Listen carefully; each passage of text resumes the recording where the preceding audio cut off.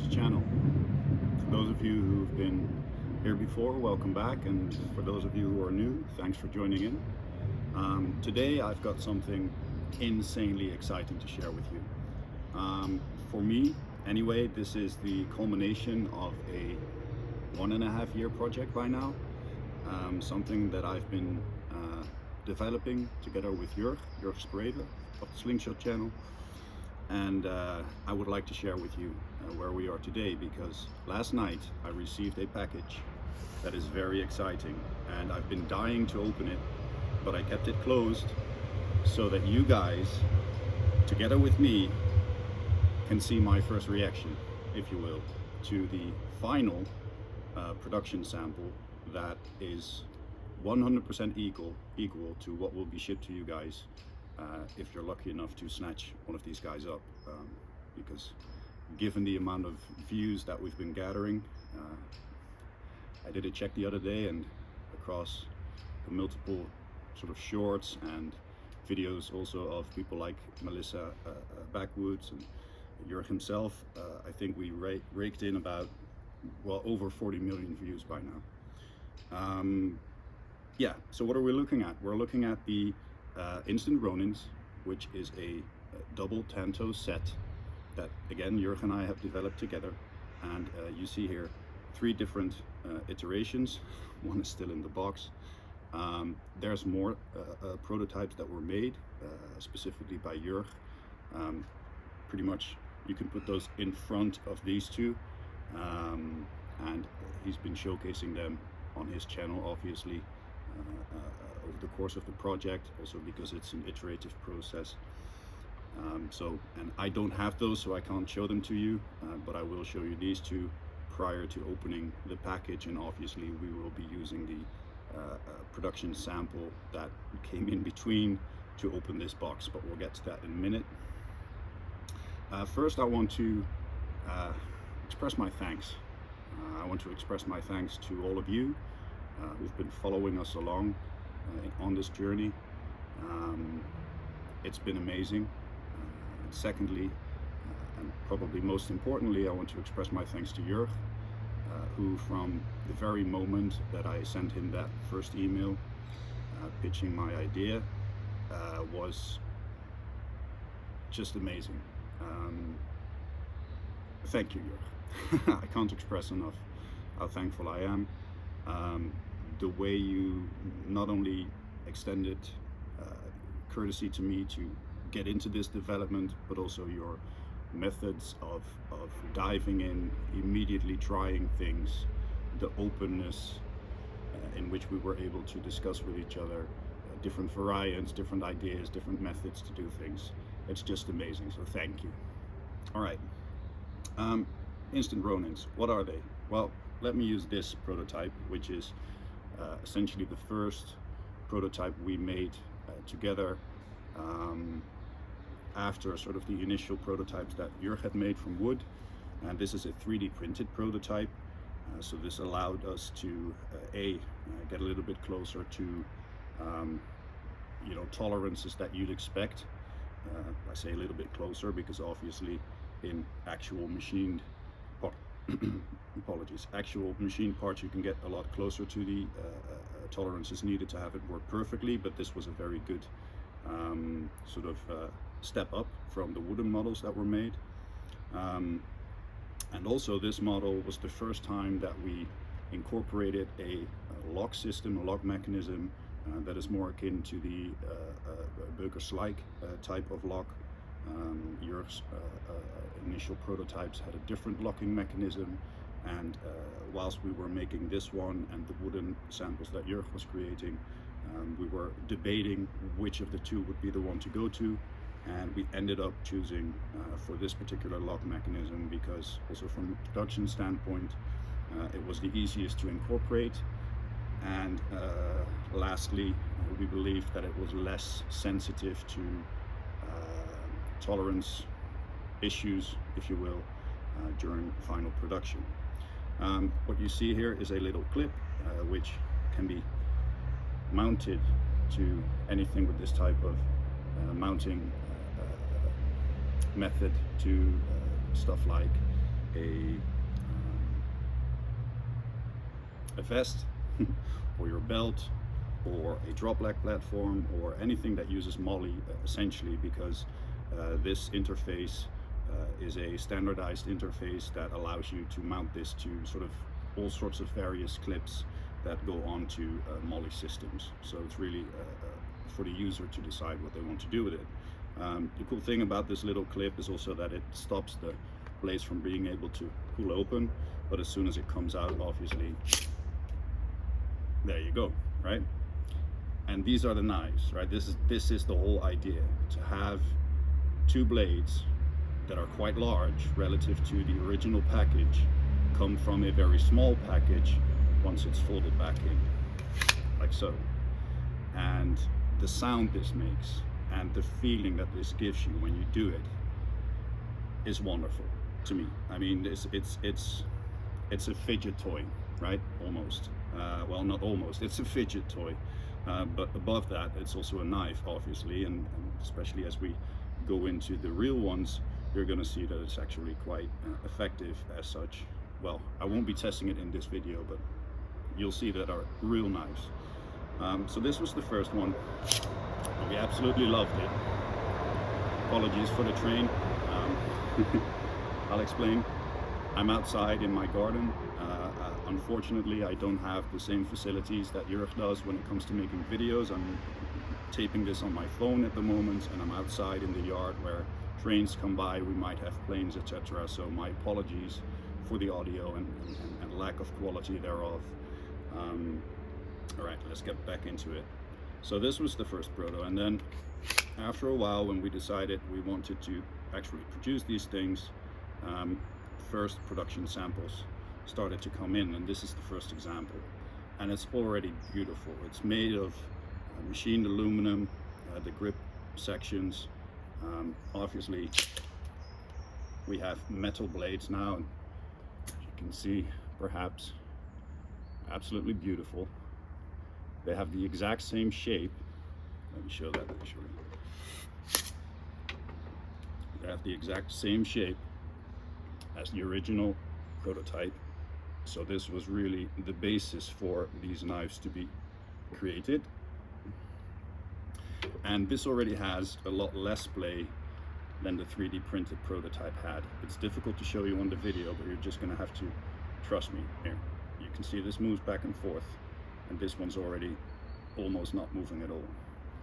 Obviously, there needs to be a little bit of movement because these blades need to be able to slide within their grips. So there's always going to be a little bit of play, but this was already very, very good.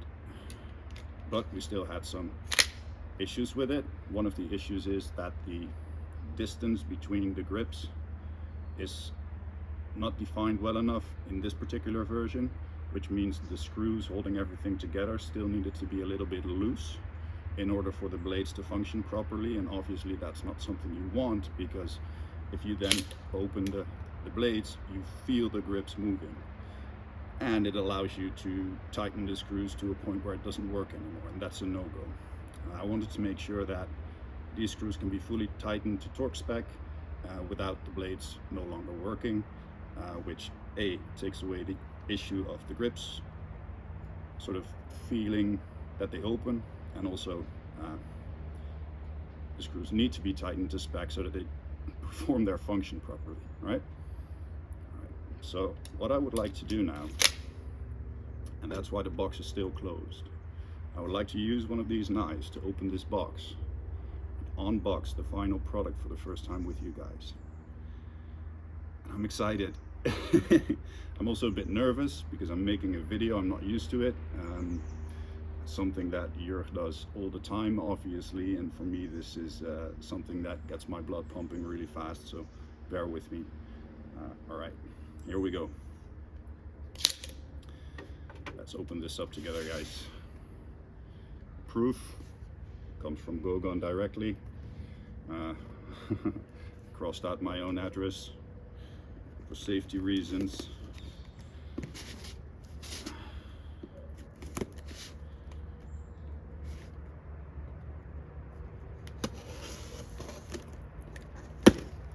Here we go. All right, let's see what what's in here.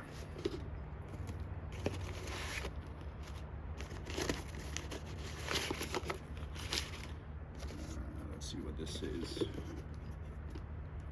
Obviously the packaging slip. Yep. Midgards Messer Double Tanto Menge Einheit 1. There we go. I won't show you because this also has my address on it. Put this to the side. Close these off. There we go. This to the side. All right. And there you have it, gents. Ooh.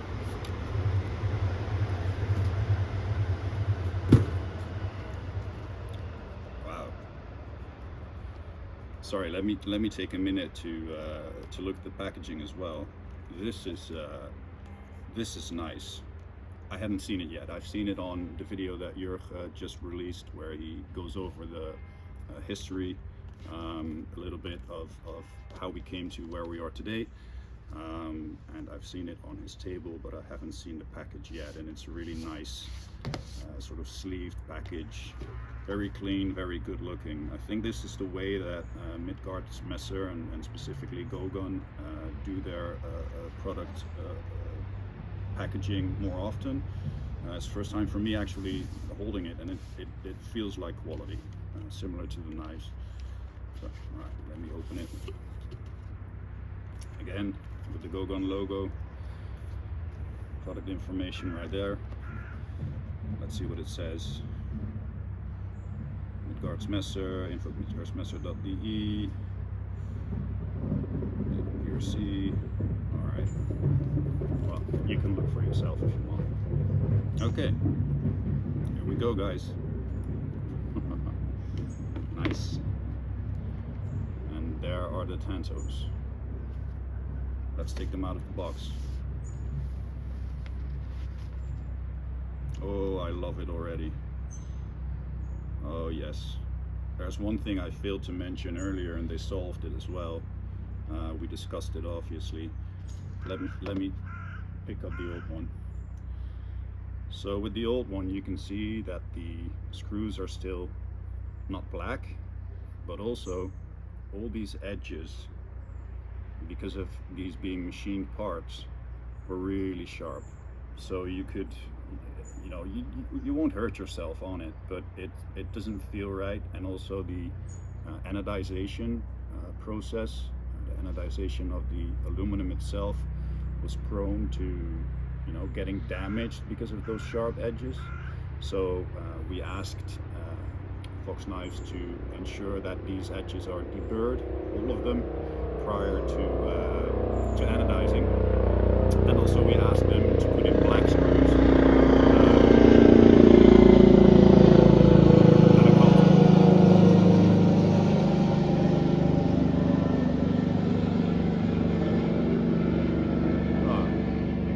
That's a trauma helicopter. I hope everyone's all right. Anyway, so these screws were still not black, and as you can see now, they've made them black. And what you can also see is that these edges are now somewhat deburred, and that just feels so much better. And these edges as well. It's, God, I'm so happy with this, guys. All right, are you ready for this? You know, this is the moment of truth. How is it gonna feel?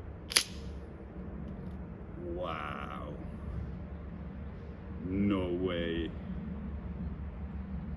No way.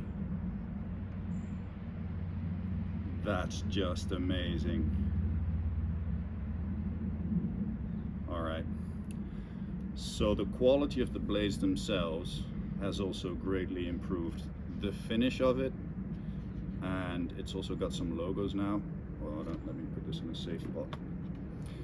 So on this side, we've got the Gogun logo, and then on this side, it tells you what kind of steel it's made of. It also has a number on it that says which number it is of the 5,000 that are going to be made, 5,000 sets. And This is also fun. There's a tiny little Jörg Sprave, what's the word I'm looking for? Signature right here. That's a cool little touch. These are awesome. Let's see how it feels when we close it back up. Oh, no way. Jörg had already mentioned that the amount of play had been minimized even further, and he's right. And let me feel if I can still feel the grips moving when I open and close it. No, it's perfect now, guys. Wow, I love these. And what is really cool, and Jörg doesn't know this, I think there were 20 pre-production samples. Well, it's not pre-production samples, it's production samples, but it's the first 20 were sent to Jörg, which allows us to determine if we are in agreement, if you will, for the rest of the 5,000 pieces. And he doesn't know this, but the set he sent me, I'll show you this, is number 13. Number 13 is my lucky number, which I know sounds weird, but it's a number that consistently comes back in my life. I was born on the 13th. I'm living on number 13 somewhere. I'm not going to give you more information on that. There's so many times that 13 was important to me. So this is poetic, Jörg. Thank you. You didn't know, but thank you. I need to show you guys the quality difference between the blades of the earlier prototype and this one, because something changed to the finish. Yeah, the granularity of the finish has gone down, which makes it look much smoother. Let me see. I don't know if it'll register on camera, but it's God, it's so good now. I love it, guys. So as I said, this is number 13 of 5,000 units. These knives are going to be made only once, 5,000 pieces.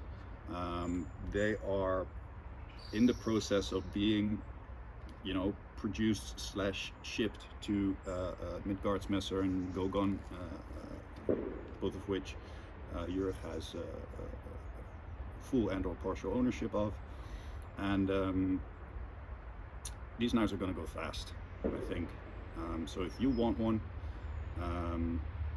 make sure to keep an eye out on the purchasing links and get one. I've been trying as hard as all the people watching the videos to come up with a way that we can also sell a version of this knife that is not, if you will, limited to a certain amount.